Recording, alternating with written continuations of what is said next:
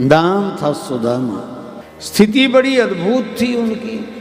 ब्राह्मण थे, अत्यंत गरीब थे, घर में कुछ नहीं था खाने के लिए, थे तो कहने को भगवान के मित्र। लेकिन समय ऐसा आया कि अब सुदामा और उनकी पत्नी का नाम है सुशीला, दोनों को उपवास करने का समय आ गया। बच्चों को खिलाए तो खुद को उपवास करना पड़ेगा, इतनी परिस्थिति नाजुक।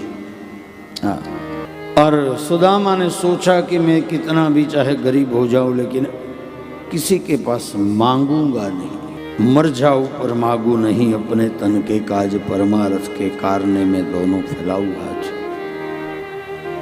तो अपने लिए मैं कुछ भी नहीं मांगूंगा। अगले जन्म के जो उनके संस्कार थे, अगले जन्म में भगवान ने उन्हें मिलकर के कहा था कि आज से मांगना बंद कर दीजिए। तो अगले जन्म में सुदामा ने निर्णय किया था, उस जन्म में तो फिर एक बार भगवान ब्राह्मण के रूप में आकर के कह गए, फिर मांगना बंद कर दिया था। तो वही बात इसी जन्म में भी उन्होंने पकड़ करके रखी थी कि मैं मांगूंगा नहीं किसी से। अब अगला जन्म तो उनका आप सभी को मालूम ही होगा कि अगले जन्म में सुदामा क्या थे, वो पता ही है ना? नहीं, अगले जन्म में सुदामा जी थे। आपने सत्यनारायण भगवान की कथा कितनी बार सुनी है, याद आ गया ना? अभी दूसरे अध्याय में जो ब्राह्मण थे, शतानंदो महाप्राज्ञ सुदामा ब्राह्मणो भवेत्, आखिरी अध्याय में सेंटेंस है कि शतानंदो महाप्राज्ञ सुदामा ब्राह्मणो भवेत्। जो शतानंद ब्राह्मण थे वो दूसरे जन्म में सुदामा बने, और शतानंद के रूप में थे, भिक्षा मांगते थे। उस टाइम ब्राह्मण के रूप में भगवान ने आकर के कहा कि आज से मांगना बंद। उस दिन से उन्होंने मांगना बंद कर दिया। दूसरे जन्म में भी वही चीज़ पकड़ करके रखी उन्होंने, मांगा नहीं किसी से कुछ, नौकरी किसी ने दी नहीं और हाथ फैलाया नहीं किसी के। ब्राह्मण होने के बावजूद भी कुछ नहीं मांगा। अब तो समय ऐसा आ गया कि उन दोनों को, पति पत्नी को उपवास करना पड़ रहा है। दोनों बच्चों को, जो अपने बच्चे थे उन बच्चों को खिलाने के लिए भी आटे में कुछ मिट्टी मिला करके रोटी बना करके खिलाते थे। ऐसी स्थिति निर्माण हुई। तब जाकर के सुशीला ने अपने पति से कहा कि स्वामी, अब अगर ज़्यादा दिन ऐसा चला तो हमारे बच्चों के लिए भी कुछ नहीं बचेगा। इसलिए मैंने आपके मुख से कई बार सुना है कि आपके मित्र द्वारिकाधीश, ऐसा मैंने सुना है। कई बार आप कहते हैं कि भाई हम संदीपनी मुनि के आश्रम में अध्ययन करते थे, तो ये द्वारिकाधीश जो है वो मेरे मित्र, पक्के मित्र थे। तो एक बार जाइए उनके यहाँ। जब कहा कि एक बार जाइए, सुदामा ने कहा क्यों जाऊं मांगने के लिए, और आप तो जानते हैं कि मैं मांगता नहीं किसी से, आज तक मैंने किसी से कुछ मांगा नहीं है। और आप मुझे कह रही है कि जाइए, तो जाना तो मुझे मांगने के लिए। सुशीला ने कहा कि स्वामी, मैं कहाँ कह रही हूँ कि आप जाओ और उनसे मांगो, मैं तो केवल आपको जाने के लिए कह रही हूँ कि आप जाइए। अब आप जाओगे और आपकी इस स्थिति को देख करके वो आपको पहचान जाएंगे, आपको मांगने की जरूरत नहीं पड़ेगी। बिन मांगे आपको बहुत कुछ मिल जाएगा, मांगने की आवश्यकता नहीं है, और मांगना नहीं पड़ेगा। एक अत्यंत दुर्बल मनुष्य, 5-6 दिन से भूखा आदमी, एक राजा के पास में गया। एक बड़ी ये सुंदर बड़ी कथा है। स्कूल में जब विद्यार्थी अध्ययन करने के लिए जाते हैं तब ज़्यादातर प्रार्थनाएं होती है। प्रारंभ में स्कूल में प्रार्थना होती है ना, स्कूल में प्रार्थना करते हैं।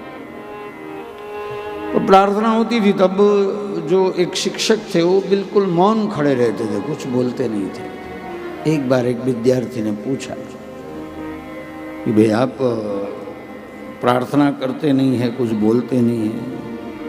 हाँ, प्रार्थना में तो बहुत सारी मांगे है भगवान से, तो आप कुछ बोलते नहीं। बोले मुझे कोई मांगने की आवश्यकता नहीं है। क्यों? विद्यार्थी ने पूछा क्यों? तब शिक्षक ने ये बात कही, एक बार एक भिखारी एक राजा के द्वार पर खड़ा है, राजा उसके सामने खड़े हैं, 5, 6, 7 दिन से भूखा हो भिखारी, फटे हुए कपड़े है, दुर्बल देह है और सामने खड़ा है। तब राजा ने पूछा कि बोलो तुम्हें क्या चाहिए। तब भिखारी ने कहा कि अब मेरी स्थिति देख कर के तुम्हें पता नहीं चल रहा है कि मुझे क्या चाहिए, तो अब तुमसे मांगू क्या मैं? कि मेरी स्थिति देख करके भी तुम राजा होकर के तुम्हें पता नहीं चल रहा है कि मुझे क्या चाहिए, तो फिर तुमसे मांगना क्या? बिल्कुल उसी तरह मेरे भाई बहन, हमारी स्थिति को देख करके भगवान को पता चल जाता है कि हमें क्या चाहिए, फिर भगवान से मांगने की क्या आवश्यकता है।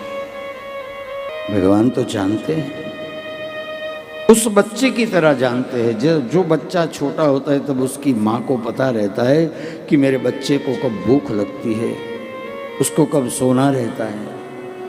ये सारी छोटी छोटी बाबतें जो माँ को पता रहती है, और समय समय पर उसको खाना खिलाना, सुलाना, सब माँ को पता रहता है। थोड़ा बच्चा बड़ा होता है और उनको नर्सरी में भेजा जाता है, तब भी माँ को पता रहता है कि इसको कितना बजे उसको भेजना है, उसके डिब्बे में क्या डालना है, उसकी बैग में क्या डालना है, सारी चीज़ें।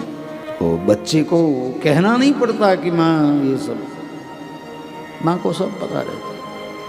उस तरह भगवान को भी सब पता रहता है, मांगने की कोई आवश्यकता नहीं है। और सुशीला ने कहा कि मैं कहाँ कह रही हूँ कि आप जाओ मांगो, आपको मांगने की ज़रूरत नहीं पड़ेगी, आपकी इस स्थिति को देख करके उनको पता चल जाएगा कि इन्हें क्या चाहिए।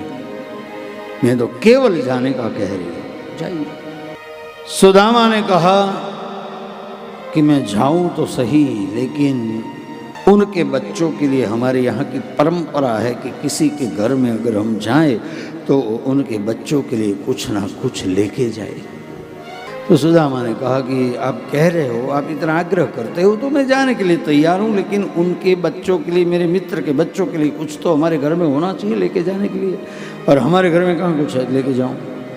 सुशीला ने कहा कि यदि आप परमिशन दें तो पड़ोस में से हमारे लिए नहीं, हम उसमें से एक भी दाना नहीं लेंगे, लेकिन आपको अगर जाना है तो कृष्ण के लिए, आपके मित्र के लिए 4 मुट्ठी तांदुल ला के दूँ मैं, आपका अगर इजाजत दो तो। सुदामा ने कहा ठीक है। पड़ोस में गए हैं सुशीला, 4 मुट्ठी, क्योंकि पड़ोस में भले गरीब थे लेकिन रिश्ते उनके अच्छे थे, तो 4 मुट्ठी तांदुल लेके आए। पड़ोस से साफ करके एक कपड़े में बांधने का प्रयास किया, लेकिन कपड़ा एक भी अच्छा नहीं था। छोटे छोटे कपड़ों को एक करके उसकी पोटली बनाई, और पोटली बना करके सुदामा जी की लकड़ी के ऊपर बांध करके सुशीला ने कहा कि लीजिए जाइए। सुदामा के मन में बड़ा आनंद है, अपने मित्र को मिलने के लिए जा रहे हैं, लेकिन मन में एक भय है। जा तो रहा हूँ लेकिन मेरे मित्र मुझे पहचानेंगे, मेरी फटी हुई धोती है, अंग पे कुछ है नहीं, शरीर पे कुछ है नहीं, इतनी गरीबाई है, और इस रूप में मैं सोने की द्वारिका के मालिक कृष्ण को मिलने के लिए जाऊंगा तो वो मुझे पहचानेंगे या नहीं पहचानेंगे, ये भय है। एक तरफ आनंद है कि मेरे बचपन के मित्र को मिलने के लिए मैं जा रहा हूँ, उस बात की खुशी। राज अपनी लकड़ी पर पोटली बांध करके, तंदूल की पोटली बांध करके सुदामा निकले।